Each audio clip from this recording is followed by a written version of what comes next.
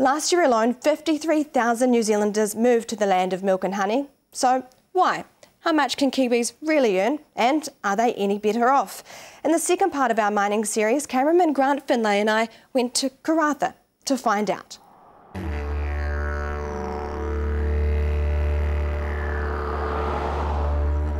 Karratha, a small town 1,557 kilometres north of Perth. Its name in the local Aboriginal language means sacred earth. Ironic, given it was founded purely to service and accommodate workers mining in the region.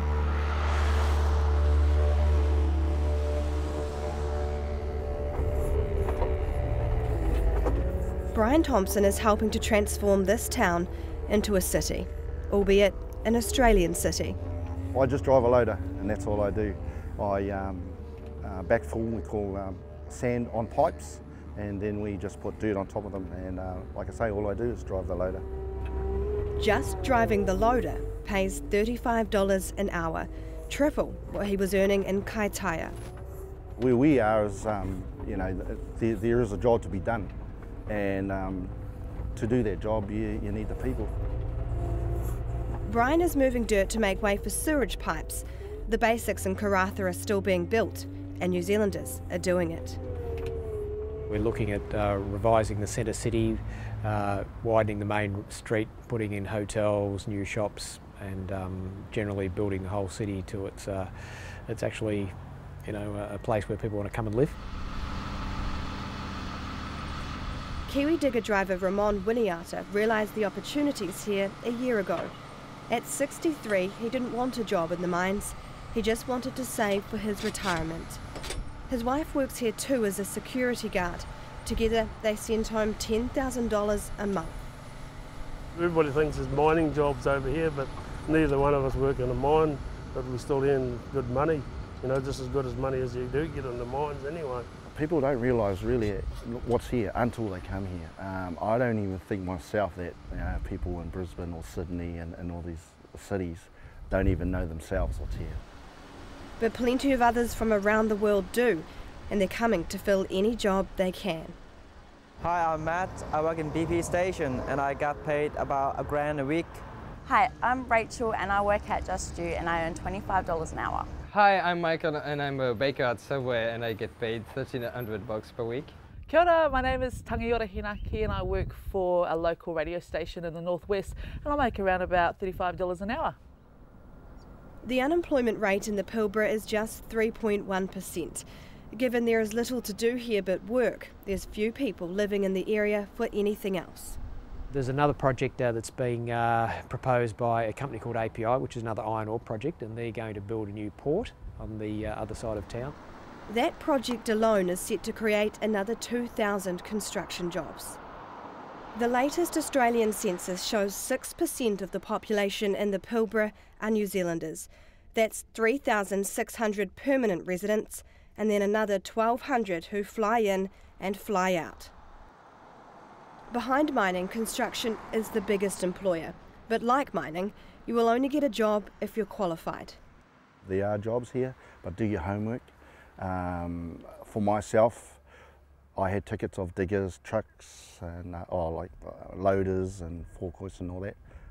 Over here, it means nothing, so you got to reseat it. It took 29-year-old builder Gareth Undrell 6 months to get a job when he first arrived in Karratha 2 years ago. His latest task is working on the construction of a retirement village in town. It's no tougher than any work that you do back home. It's probably a little bit easier. Not as, but there's separate trades for, like carpentry's not just one trade over here. It's broken down to heaps of different ones like roofing and framing and concreting, and where we did it all back home.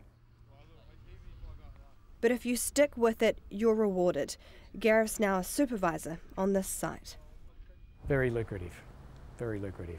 A young person who gets into one of the big companies on construction, or even if they can get into one of the mining companies on an operational basis, can earn well over $100,000, and some of them much more than that.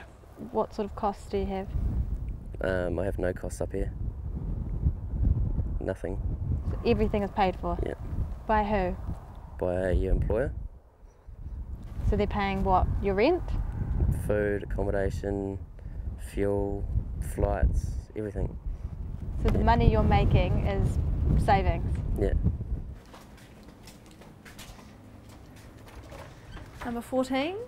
This is his donga, So this is it? This is your room. the Australian word for, so you get your own well, bathroom. a tiny relocatable room. You base yourself here Yeah. and you make friends with the next door neighbours and that sort of thing? Yeah. No, everyone's all good, eh? They're all in the same boat as what you are, so yeah, everyone gets on and has a good time. It's seafood night at the LIA, the light industrial area where mostly construction workers live. This is where we come to eat. All your food's set out for you.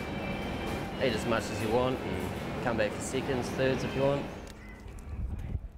But after a while, camp life can wear thin. Do you miss New Zealand?